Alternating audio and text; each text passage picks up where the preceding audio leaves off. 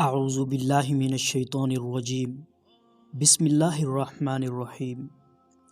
تمام دیکھنے اور سننے والوں کو السلام علیکم۔ غزوہ خیبر کے موقع پر ایک چرواہا حضرت محمد صلی اللہ علیہ وآلہ وسلم کی خدمت میں حاضر ہوا۔ وہ یہودیوں کی بکریاں چرایا کرتا تھا۔ اس چرواہے نے جب دیکھا کہ خیبر سے باہر مسلمانوں کا لشکر پڑاؤ ڈالے ہوئے ہے، اس کے دل میں خیال آیا کہ میں جا کر ان سے ملاقات کروں اور دیکھوں کہ یہ مسلمان کیا کہتے ہیں اور کیا کرتے ہیں۔ چنانچہ بکریاں چراتا ہوا مسلمانوں کے لشکر میں پہنچا اور ان سے پوچھا کہ تمہارے سردار کہاں ہیں؟ صحابہ کرام نے بتایا کہ ہمارے سردار حضرت محمد صلی اللہ علیہ وآلہ وسلم اس خیمے کے اندر ہیں۔ پہلے تو اس چرواہے کو ان کی باتوں پر یقین نہیں آیا۔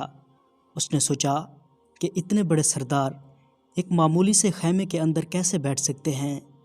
اس کے ذہن میں یہ تھا کہ جب آپ اتنے بڑے بادشاہ ہیں تو بہت ہی شان و شوکت اور ٹھاٹ پاٹ کے ساتھ رہتے ہوں گے، لیکن وہاں تو کھجور کے پتوں کی چٹائی سے بنا ہوا خیمہ تھا۔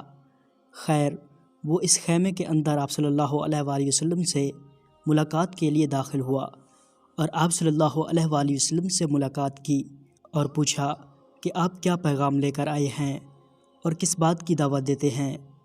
حضور صلی اللہ علیہ وآلہ وسلم نے اس کے سامنے اسلام اور ایمان کی دعوت رکھی اور اسلام کا پیغام دیا۔ اس نے پوچھا کہ اگر میں اسلام کی دعوت قبول کر لوں تو میرا کیا انجام ہوگا اور کیا رتبہ ہوگا؟ حضور اقدس صلی اللہ علیہ وآلہ وسلم نے فرمایا، اسلام لانے کے بعد تم ہمارے بھائی بن جاؤ گے اور ہم تمہیں گلے سے لگائیں گے۔ اس چرواہے نے کہا کہ آپ مجھ سے مذاق کر رہے ہیں، میں کہاں اور آپ کہاں؟ میں ایک معمولی سا چرواہا ہوں اور میں ایک سیاہ فام انسان ہوں، میرے بدن سے بدبو آ رہی ہے، ایسی حالت میں آپ مجھے کیسے گلے لگائیں گے؟ حضور اقدس صلی اللہ علیہ وآلہ وسلم نے فرمایا، ہم تمہیں ضرور گلے سے لگائیں گے اور تمہارے جسم کی سیاہی کو اللہ تعالیٰ تابانی سے بدل دیں گے اور اللہ تعالیٰ تمہارے جسم سے اٹھنے والی بدبو کو خوشبو سے تبدیل کر دیں گے۔ یہ باتیں سن کر وہ فوراً مسلمان ہو گیا اور کلمہ شہادت پڑھا۔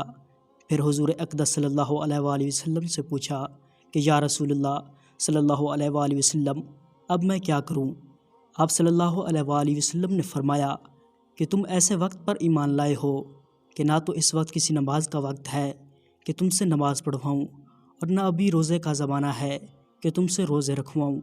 زکوٰۃ تم پر فرض نہیں ہے، اس وقت تو صرف ایک ہی عبادت ہو رہی ہے جو تلوار کی چھاؤں میں انجام دی جاتی ہے، وہ ہے جہاد فی سبیل اللہ۔